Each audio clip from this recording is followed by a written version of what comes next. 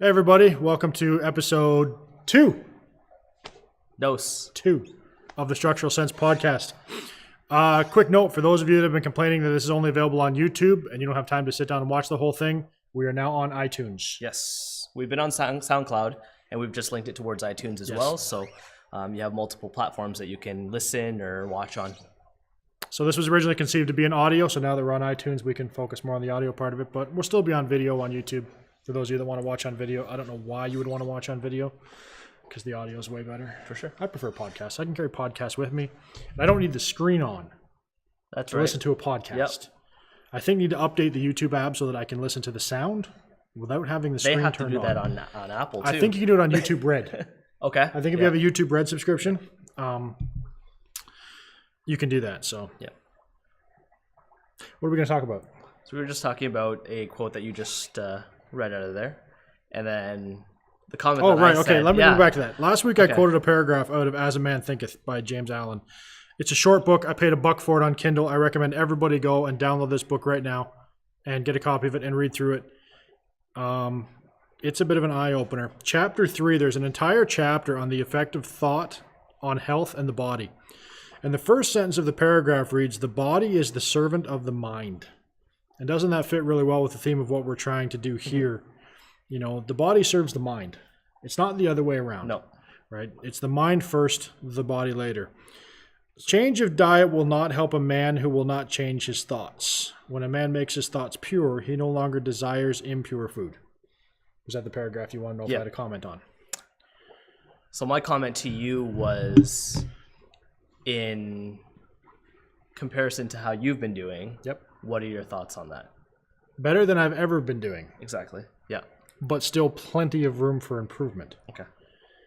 But the difference is, and we should have turned the microphone on earlier because this is going to sound out of context. The difference is I don't get down on myself. I don't wonder why I'm not getting the results that I'm after. I know exactly why. Mm-hmm. Have I lost any body fat? I don't know yet because you forgot your scale again. You We'll don't have have your it- we'll have- calipers. Did you bring your calipers? Nope, didn't bring those either. $400 for a pair of calipers. The guy can't remember to bring them into the show. We will So- have all of that later. We're assuming at this point Yes. that I haven't lost any body fat. And that's a fairly safe assumption to make. However, the strength has increased Dramatically. considerably. You know, to the point where William at 2 years old is not getting any lighter every day, but every day I pick him up, he weighs a little bit less. So the strength is improving. You know, so I don't kid myself. I don't come in frustrated or wake up frustrated or get on the scale frustrated and say, why am I not losing any weight? Why am I not losing any weight? Yep. A, why? Because I'm building up muscle. That weighs more than the minuscule amount of fat I may lost. And I know that my nutrition currently is prohibiting rapid fat loss. Yep. But it doesn't bother me at the moment. It's a progress. And we're probably going to talk a lot about the compound effect, and that's exactly what it is. Exactly. Yep. Right? So is there room for improvement? Sure. As long as there's not improvement, there's more content for us to talk about. So Exactly. 6 in one, half a dozen in the other, right? But I think a lot of people in that situation, they would be frustrated, you know. So we've been working out now for, we really don't even know when this started. I would say 2 months. 3 months? like- Okay, I would say somewhere 2 between months, 2 and 3 months. 2 like, months steady because we took steady. that big break around Exactly. Oklahoma. Yep. Okay, so 2 months steady. And if I was to step on the scale now, it's probably as the same or even maybe a little bit higher than what it was when we started. I don't know. I think it might have been higher than when we started. I think it's higher now than when we started. Yeah. But I'm No, okay I think with that. I think it was probably higher. Was it higher when we started? We're We talking did- less than 5 pounds. Yeah. Less than 5 pounds in 2 months, whether it's plus or minus. That's a Exactly. negligible movement Yep. at 350 pounds. I can't do the percentage. No, actually, that's a significant movement. You think so? A pound is a significant movement. Even when there's 350 of them we're talking with? Yeah, Don't make me do because the of, math on that. of what the size of what the size of an actual pound of fat looks like Okay, fair enough. in comparison to the size of. Fair enough. So you know, a lot of people that go through weight loss or anything like that, if they are more or less exchanging muscle for fat, Right. or fat for muscle, Right.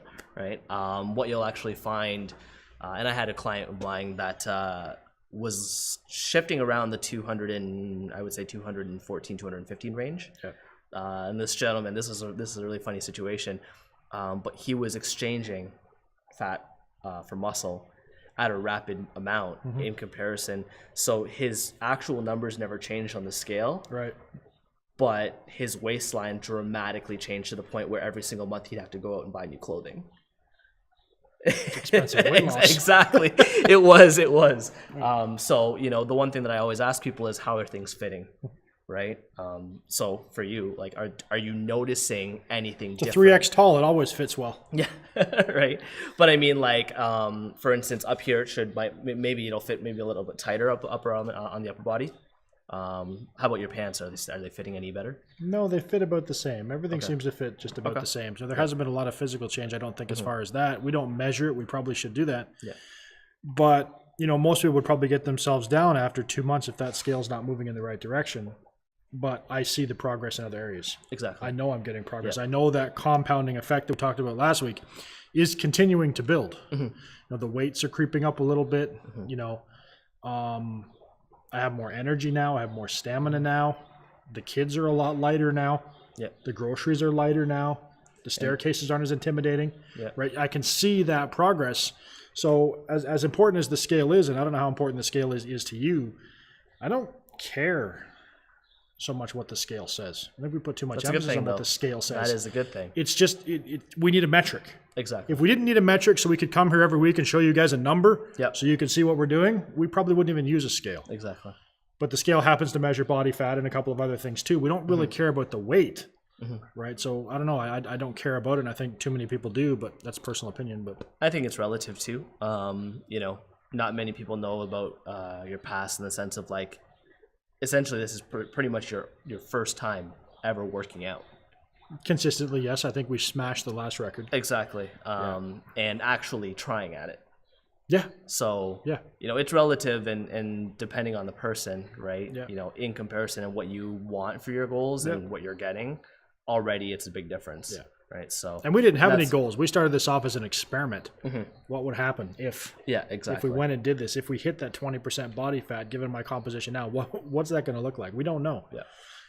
But that's where it came from. So we needed a metric to measure. So it's the scale. But the progress is, I think it's remarkable, the progress. Yeah. You have a different opinion. You've seen more clients than just me, but you know, I see the results every single day. So, I guess where it is, we were talking about the compound effect. Yes. Right. And when it comes down to it, the compound effect can work in a good way and in a bad way. Sure. Right. Yep. So overall, I think in the sense of strength, it's working in a positive way. Yep. Right. In the sense of nutrition. Yep. Right. It's not necessarily working in a bad way. I know for the most part you do eat very well. It's I'm probably breaking even. yes, exactly. And what you'll end up finding, and this is what I noticed with a lot of people as well, you know, as far as the compound effect works, is, and this is probably what you're seeing, Steve. During the week, you're pretty good. Spot on. Exactly. And then on the weekends, things just go. I just have to stay completely- home on the weekends. Yeah, and that's what I mean. That's So exactly what I have to do. because I'm not going anywhere for the next 2 weekends. We're going to get this thing back on track by June because I'm not going anywhere. Exactly. I'm not expected to attend dinners. I'm Yeah. not expected to attend events. I have no expectations placed on me with all of the next 3 weeks. So, except to focus on work and focus on myself. So that's going to be good. and that's what I was gonna say. That's the whole compound. We effect. keep referring to the compound effect. Go read it if you haven't read it. Yes. I have not read it. I read The Slight Edge by Jeff Olson. Same concept, difference. same idea. Compound effect was Darren Hardy. Yep. Go look them He up. has a great audio as well. I've Phenomenal listened to books. the audio multiple times. Yeah. You know, the compound effect is it's those small, seemingly insignificant decisions we make every day that compound over time for either a positive or negative effect. So as far as nutrition goes, pizza for dinner, is that going to make an immediate, long-term, lasting impact on my life if I had pizza for dinner tonight? No, No. not at all. In the grand scheme of things, it's going to make no difference whatsoever. But what if I have a bad meal tomorrow? Is that going to make a difference? Probably not. I could have bad meals all week. 1 week out of my lifetime is probably not going to make a difference. Yep. But if I do it for 2 weeks, if I do it for a weeks. month, Yep. if I keep making bad decisions every weekend for the next 40 years, the You're next never gonna- 50 yeah, years, it's gonna stay I probably exactly the don't have the next 50 years to worry about making those bad decisions. Exactly. The same as if having, a salad, and some lean protein for dinner. Is that going to improve my health tomorrow? Probably not. To an It might help with the extent. stomach pains. I might not feel upset stomach or anything Yeah. like that. I might not be bloated. So, okay, there may be an immediate effect to that one. Bad example. No, Right, but you understand the but principle. overall, But exactly. over time, It's that over right? time. Constantly eating that over time. And I remember what you said about meat and nuts for breakfast. They had sirloin on sale. Nice. Sirloin steaks. Where? No frills. I'm in. half price. There's a stack of them in the fridge for breakfast this week. So Awesome. That's great. yeah, so compound effect, go look at the principle because it applies to so much. And I think the reason why this gym is working for me so much better this time is I've been applying the compound effect in business now for 3 years. It's at the core of what we do with our network marketing business. And I've been applying that principle to the business. I've seen the results. I've seen the results of Ryan applying it to the business. I've seen the results of everybody in the business applying it to the business that are successful, and it's working. So I think it was a very simple change this time to apply the same principle to the workouts. It's mindset. Because you can come into the gym and you can go through a workout and get up the next morning. You don't have the results you're looking for yet, No, right? that's not how You it can do that works. for a week. You probably do it for a month. We were probably 6 weeks into the workout before I noticed. I reached down to pick up William. And when I picked him up, I realized, hey, wait a minute. It's been compounding now for 6 weeks, and we're starting to notice the results. But you know what? Like, so we have some footage from some of our workouts. And Apparently we do. I was unawares, but yes, we do. Our last workout when we did our incline chest press, Yep. we got Steve up to 50 pounds in each hand. was a fun day. Whereas, yeah, right. Whereas when you first started, you were doing 25s in each hand. Was I? Yeah.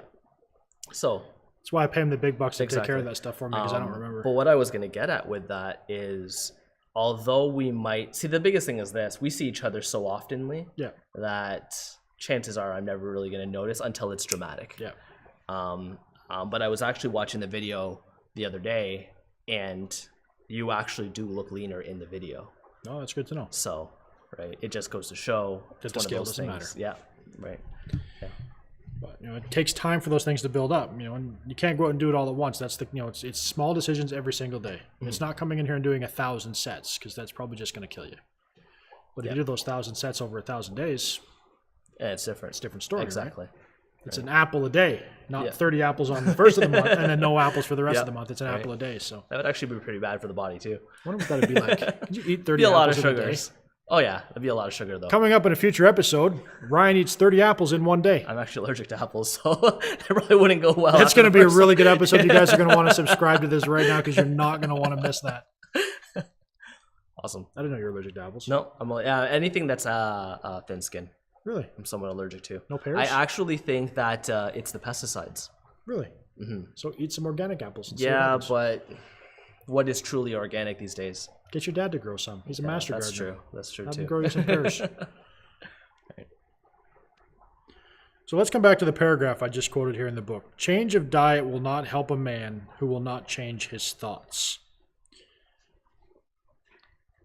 How many of your clients come in here with their mind in the right place? They've already made that commitment. They've already changed the way they're thinking. Or is that part of the process of a good personal trainer? Is that something a good personal trainer has to do? Because I can't imagine many people, let's be honest, that aren't in network marketing or some high-level executive is going to come in here with the mindset already of knowing that the thought has to come first. I understand the thought there is I want to go to the gym and lose weight. I want to go to the gym and get fit. I want to go to the gym and do X. But based on what I've experienced and what we've talked and what we've seen, there's so much more than just X that has to be thought about first. They can have the plan to come in here 2 hours a week. Is there a plan for the other 166? Right? Or is that something you have to develop? I would say it's a process. It's a journey on its own, just like anything else, just like life. When I have someone come in here that wants to do something specific, lose weight, get strong, whatever the case may be, there is other underlying things that they need to know about or figure out on their own, or that I can give them help with. The problem is seeing where their mind is, right, and that is that whole idea of consistency and having someone come in. Like it's very difficult to have someone come in, say once a week, and expect massive results. And part of the reason why is you're trying to build a routine. They say that a habit takes a certain amount of days. They say it takes 21 days. I personally think it takes longer. I've heard like 21 days, upwards of 3 months to have it. I I guess it would depends on say, how substantial yeah. the habit is. And I would say it's relative to the person. I would agree with that as well. Right. So with the experiences that I've had with all my clients, I think it's based off of their own journey, their own their own process, and seeing where they lay. I basically start people where they need to be started at. at the end of the day, it's a test, right? You start someone specifically where you work with their goals, you see what they want, right, and you give them something as far as the idea of getting to that goal, and you see where they can actually handle, if they can actually handle that eating, or if they can actually handle the workouts in that way, right? Making things as difficult as possible and then tapering it down to find the exact numbers so that way you can actually figure out the pure goal, right? So how much of being a personal trainer is on a leadership level? And I mean by that, you bring most people into the gym, even people come in for a while, and you tell them to go out and run a marathon, 26.2 miles.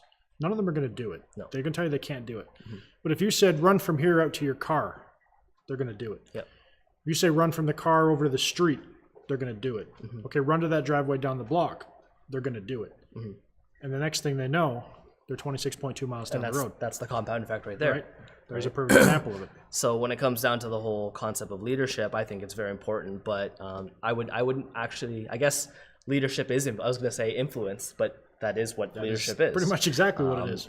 So yeah, it's all influence. It's the biggest thing is being a personal trainer. It's my profession, and we have a lot of people that come in that have other professions as well. Yep. So you go to see that person for that specific profession in order to get their input, right? So working with that person specifically is giving you their input on getting those results, because you either one, attain them yourself, right, or two, you work with multiple clients who obtain them. So a lot of it is all based off of experience and leadership. And I would say in the fitness industry, what people don't realize that's very important, but is important, is education.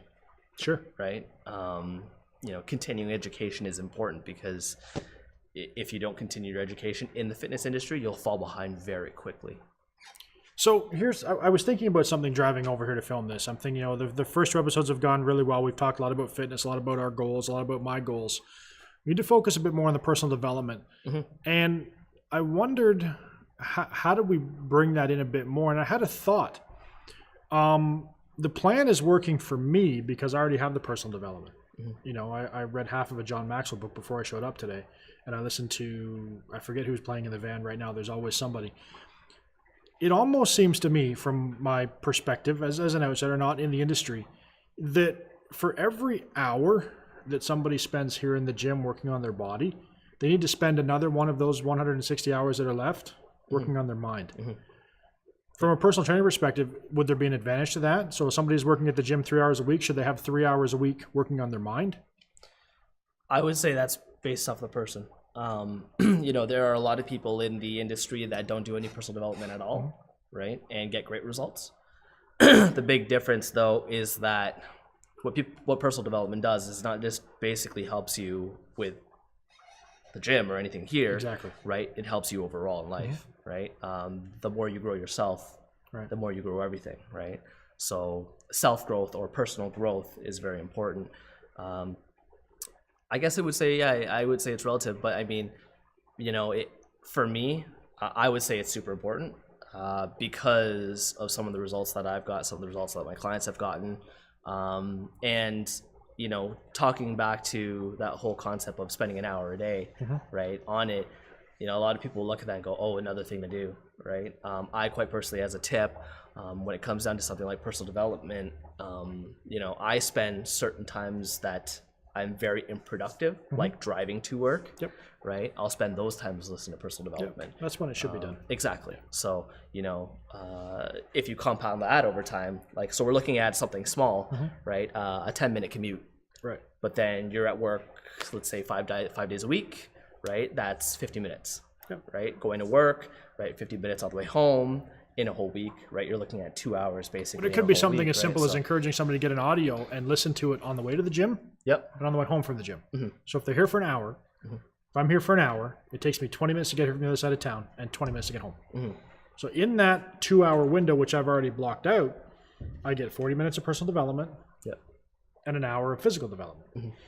Putting it together is the whole package, right? There may be something to that. So, one of the things we want to do is we want to start suggesting some personal development things for you guys to get into, particularly if you're struggling with fitness or struggling with any aspect of your life, really. There are things out there that can help you. And take it from me, I used to frown on personal development. You know that. Oh, yeah. Back when we That started, was I me think too. you maybe did too. We looked at it with such disdain and such contempt that we don't need that. We already know what we're doing. We're already good at what we're doing. Yeah. We both have good paying jobs. Yeah. How wrong we were.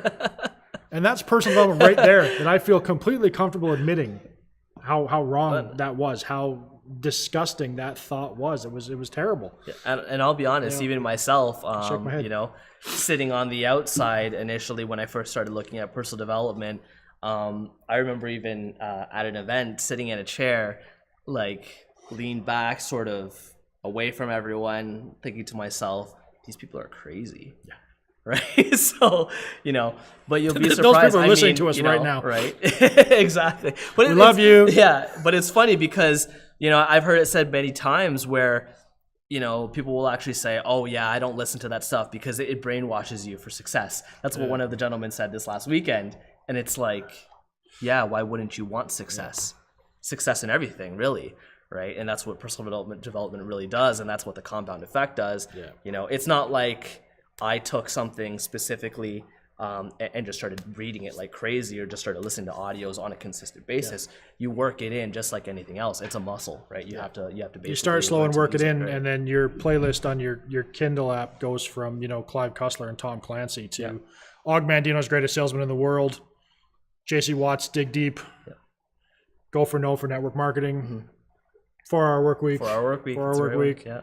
More of Less, 5-Second Rule. There's another one that I'm looking at getting, and it's been recommended not necessarily just for personal development, but you know, there's a lot of people in the fitness industry that are very high up that have read it, and it's called The One Thing. The One Thing. Yeah, and I'm looking at picking up that one next. Ryan will have a book report for you guys on The One Thing, a nice summary on next week's episode. Yeah, I found this one today. John C. Maxwell, Be a People Person. I thought that was a good one for me to read. yeah. It talks about getting along with people. Yeah, that's that whole, you know, same with Dale Carnegie, How to right? Win How to Friends Win and Friends and Influence Influence People, right? They're all great books, and you know, this is the one thing though. A lot of people will actually look at and say, you know, I don't have time for any of that stuff, and or like, you know, I don't like listening to that stuff, or I don't like watching that stuff, or I don't like reading that stuff. I read other stuff, right? Or I listen to other stuff. Yep. And it's not to say that any of that is bad. By all means, don't get rid of the music that you're listening to, some No, of the other books you're absolutely listening not. to, or anything like that. Just implement something like this because, I mean, self-education is super important, right? You know, a gentleman that we were at an event this last weekend, and he talked about the whole concept of self-study on happiness, right? And how 0 people in your whole, you know, college or sorry, elementary and high school and whatever, they don't study that kind of stuff. Why not? Right? You know, so You know, it doesn't take a lot of time to do personal development. We, you know, since we started network marketing, since we discovered this, we were coached 10 pages a day. That takes about 10 minutes. and that's the It compound doesn't effect. seem like a lot. You're like, what am I going to learn in 10 minutes? Nothing. You're going to learn absolutely nothing in 10 minutes from personal development. But if you do 10 pages a day, 5 days a week, take the weekends off, Yep. right? Compound over a month, you've read a book. Yep. You're looking Compound at, over a year, you've read 12 books. Exactly. You've absorbed thousands, hundreds, probably thousands of pages of information on how to improve your mindset, improve your life, improve your philosophies. In a year, that's going to make a difference. Small, seamless differences. Small, seemingly insignificant decisions, you're going to make them differently, and they're going to compound, they're going to build up, you're going to start to remember time, stuff. After 3 years, you're going to get better. And we're amateurs. Please don't take us as expert. We are amateurs. If I learned anything from our speaker this weekend, we are amateurs. We have a long way to go. But, you know, it's a journey. It'll always be a journey. You're never going to know it all. Even he would say he doesn't know it all. Nope. He considers himself an amateur, and we're nowhere near in his league, so we are definitely amateurs. But you know what? I think it helps. I know it helps. Speaking of which, that speaker, I had a great conversation with him afterwards. I would say he's rich, not necessarily in finances, right? In wealth. I mean, in everything. I love the word he uses. He's prosperous. Yes. And that encompasses so many more areas than just financial. Financial is a part of it. Exactly. But financially, spiritually, physically, Yep. family relationship with friends, business life. It's a total Everything. package. Exactly. You know, what we do in here every day is a big part of that. Yep. What we do in the personal development is a big part of that, but is the total package, and it's prosperous is the word I use to describe it. So the conversation that I had with him, I told him, about what we do. Oh, did you really? Yeah, Oh, I didn't had a know great that. conversation with him. That's I awesome. told him about what we do, what we're doing with our podcast, Yeah. and he had a great story for me. But I'm going to keep that out because I let him know that I asked him if there's a possibility one day if we could have him on. He said 100%. Awesome. So Wow. we're going to be bringing him to you guys. I'm not going to give away his name or anything like that. We're going It'll be a to surprise. keep that a secret and surprise because that's going to be a big one, Awesome. right? That's incredible. Yeah. That's good stuff. We need more subscribers. Please like and share this with everybody. Exactly. Everybody. Yeah, for sure. Substituting. Yes. When there's a food that I know I'm not supposed to have, I just don't eat it. Mm-hmm. Okay? Bread. Shouldn't have bread. So I don't eat bread. I don't look for low carb bread. I don't look for magic bread That's the point. or rice bread or I just don't eat bread. Yep. I don't know where I'm going with that, but that come up in conversation the other day about all these substitutes. What can I substitute for this? Because you gave me a hard time the other day about soda crackers. Because I have soda crackers once in a while. And I thought, I almost asked you, what can I substitute for a soda cracker? But then I realized I've never had to substitute anything else. If there's something I'm not supposed to have, I simply don't have it. Yep. But if you are looking for a substitute, normally This is why we don't do substitutes. normally when a person has something bad like that, when they know they shouldn't, because one, they aren't prepared, or two, they're craving something. Those are really the only two reasons. If they're not prepared, it could be that could really apply to everything. Here's why I have the soda crackers. A can of tuna and some relish or some olive, something green, and a little bit of mayonnaise. Make up a little tuna salad. I'm not putting it on bread.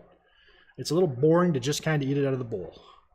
So a couple of soda crackers, scoop it out, Celery, adds a little something to it. Let's not get carried away. lettuce. Cabbage. You could I wouldn't wrap make it that in idea. what's it called? I made steam. it up today for a snack we at home, and Jen's like, "You want to put that on a tortilla?" No, I don't want to put it on a tortilla. I feel guilty when I put it on a cracker. But yeah, as far as a lot of it is, Cabbage. when people make those mistakes, it's because it's in the house in the first place. I just like the crunch of the soda cracker. Yeah. Really add something to it. But cabbage, I just had the thought lettuce right now. works too. Because, Right. I love cabbage. Vegetables. Yeah, but work. lettuce tastes like dirt. You ever notice that? Lettuce tastes like dirt. I'll get you some good lettuce this year. My dad grows. Because the good stuff you buy at lettuce. the grocery store tastes like dirt. Yeah. I mean, it's from the earth. You expect, right? So's cabbage, and it's fantastic. Yeah. So is everything else that comes out of the ground, but it doesn't taste like dirt. But yeah, as far as substitution, there's lots of things. A lot of it is mentally breaking that barrier, Yeah. right? For myself, going to that event this weekend, I'll be honest with you. I've been very, very, very good with my eating recently, because I'm trying to reduce my body fat a little bit. Not for any particular reason, just because, right? I like to experiment with my body. I'm comfortable where I am, but Worked for Tim Ferriss. yeah, it does. As a human guinea pig, it's made him millions. Exactly. So in the morning I prepped up. I took my supplements that I normally take, and I had my breakfast together. Ended up having rapini, which is like a sister vegetable of broccoli, right? And ground beef, and heated it in the microwave, and found out it was bad. So I was at Bad because you heated it up in the microwave, or No. bad because it was just bad? bad because the rapini went bad. It was left for a while, so I didn't eat it because I was like, that's not gonna happen, right? So I did make a bad decision because we weren't really, I didn't drive, so because of that, didn't have any choice. Ended up having a wrap, which I felt absolutely horrible for having during the moment, right? But I mean, there's nothing you can do in that situation, so I had it. And other than that, though, I had some nachos. Do you feel less bad now? No, No? Okay. I'm just trying to help. I would say to wrap up with a compound effect in the fitness industry, a lot of people are always looking for those instant results. We live in a society of instant gratification. Yep, instant gratification. And what you'll find, what I get a lot is I'm not getting results fast enough. And it's because of something else other than the workouts normally.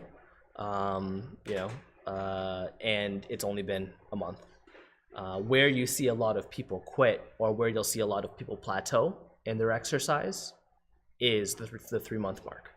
Okay. And the reason why is majority of people that go to exercise continue to do the same exact thing over and over and over. Now talk about that for a second, because you've been threatening me with a program change. Yeah, And I'm not looking forward to it, because I understand the reasoning behind Yes. why you do a program change. And I'm a little bit apprehensive because I'm past the pain now from the first And program. that's why. I know that that's going to come back. So talk about that for a minute. Yeah. So The importance of mixing it up. in relation to the compound effect, Yeah. let's talk about it in the negative aspect of not switching a program. Okay. Right? So if you do the exact same thing over and over, you expect the exact same results. So the definition of insanity, if I'm not Exactly. mistaken. So the reason as to why majority of people stop getting results after a 3-month span is because they do the exact same thing over and over. Right. The body adjusts to it, it adapts to it, Yep. right? And because of that, it won't get more results. So it requires you to switch, right? As a beginner, 3 months is, depending on the person, it could be okay. We normally like to say anywhere between 4 and 6 weeks before you switch a program. But in turn, when you do switch the program, it's basically a shock and awe, Yeah. right? What it does to the body doesn't understand the actual exercises. It doesn't understand the rep ranges. It just doesn't understand the time under tension. It doesn't understand any of that stuff. So because of that, it will yield more result, right? So going to that end, right, when you change things up, right, it creates more result for you, compounded over time. Right. So that's that in the fitness industry. And in relation to nutrition, because we talked a little bit about that, that goes the exact same way, right? If you're breaking even as far as what you're eating, you know, you're eating good for a couple days and then you're eating bad for a couple days, right? Even though you're compounding that whole concept of good, right, you're also compounding it with bad. Yeah. So it'll equal out, right? So that's And part of the where we reason. are. We're Exactly. We're at a net, Yeah. Right. Now, net zero. Now, again, depending on the person, it's relative to their situation. You're okay with your results right now because what you are actually getting is physical strength, Yes. right? I understand compound effect. Removing, say we're at 4 days of good and 3 days of bad. Swapping 1 day of bad for 1 day of good and going with 5 and 2, the changes are going to be dramatic over time. 6 and 1, even more so. Yep. Right. So, Right. but without an understanding of the compound effect, I don't think I have the same response to that. I can be frustrated and saying, this isn't working, Ryan, what are we doing? But the fact that I see the results elsewhere and I understand the principle. Yep. And You're that is something that I like to teach my clients, right? You know, the compound effect is not something that just, like I say all the time, it doesn't just work in exercises, it works overall. Works in everything. It works in absolutely Everything at all. everything. So, you know, it's definitely something that everybody should implement. And in the words of our guest speaker from our event that we were at, you know, be awake, be aware, right? About what You what did you're mention doing, that life is better when you're awake. Yeah, life is better when you are awake. And he doesn't mean awake as in when you're not sleeping. Exactly, He means awake as when you're awake. Mhm. When you're alert and attentive and thinking about life and thinking about your actions and thinking about your choices.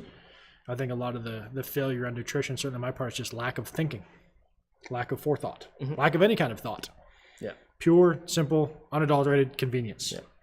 And a lot of people, you know, they think to themselves, well, I don't want to do that, right? You know, it's a lot already. I'm already stressed out. I have so much on my plate and all the above.